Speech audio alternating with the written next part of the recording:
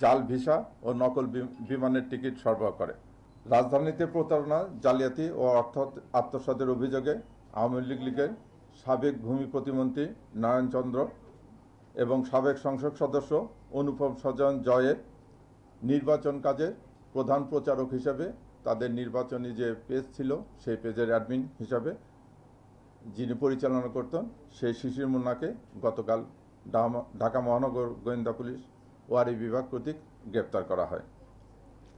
কাতারে সরকারি প্রকল্পে বিনিয়োগের প্রলোভন দেখিয়ে গ্রেপ্তারকৃত শিশির মুন্না ও তার সহযোগীরা এক ব্যবসায়ীর কাছে ধাপে ধাপে 11,27,000 টাকা গ্রহণ করে। পরবর্তীতে তারা ভুক্তভোগীকে জাল ভিসা ও নকল বিমানের টিকিট সরবরাহ করে। প্রতারণার বিষয়টি বুঝতে পেরে ভুক্তভোগী টাকা ফেরত চাইলে অভিযুক্তরা টালবাহানা শুরু করে এবং তাকে প্রাণনাশের হুমকি দেয়। ঘটনায় যাত্রাবাড়ী থানায় জালিয়াতি ও অর্থ আত্মসাতের একটি নিয়মিত মামলা দায়ের হয় এবং ভুক্তভোগী এই বিষয়টি ডিবিকে অবহিত করলে ডিবি ওয়ারি বিভাগ এটা নিয়ে কাজ করতে যেয়ে তাকে গ্রেপ্তার করে। পরবর্তীতে আমরা একাধিক ভুক্তভোগীর সাক্ষাৎকার পাই, তারা ডিবি অফিসে আসে এবং আমরা জানতে পারি সে প্রায় 14-15 জন লোকের কাছ থেকে এরকম বিভিন্নভাবে টাকা নিয়েছে। কাউকে বলেছে বিদেশ নিয়ে যাবে, কাউকে বলেছে যে কাতারে ইনভেস্ট কোম্পানি আছে তাকে সে পার্টনার বানাবে, ব্যবসায়িক পার্টনার বানাবে, এইসব কথা বলে। এখানে উল্লেখ্য যে 5ই আগস্টের পর সে ইয়ের সঙ্গে অন্যান্য স্বৈরাচারের দোসরদের সঙ্গে সেও পালিয়ে যায়। 2025 সালে সে আবার দেশে ফিরে এসে সে কম্পিউটারে অত্যন্ত এক্সপার্ট।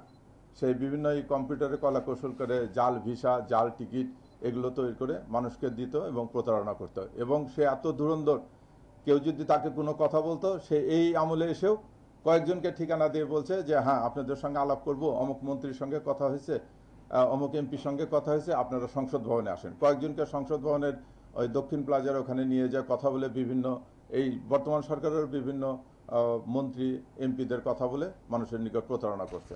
তাকে গ্রেপ্তার করা হয়েছে। গ্রেপ্তার করার পরে তার কাছ থেকে এই গ্রেপ্তার সংক্রান্তে তার যে অভিযোগ সংক্রান্ত অন্যান্য কাগজ, তার কাছ থেকে কিছু জাল ভিসা, জাল টিকিট এগুলো উদ্ধার করেছে এবং কিছু লোককে সে বিভিন্ন জায়গায় চাকরি পাওয়া দেওয়ার কথা বলে বা বিভিন্ন জায়গায় পদায়ন করে, পদোন্নতির বিষয়ে সে জাতীয় করে বিভিন্ন রকম মেসেজ প্রদান করেছে এবং মানুষকে প্রতারিত করে তাদের কাছ থেকে অর্থ হাতিয়ে নিয়েছে।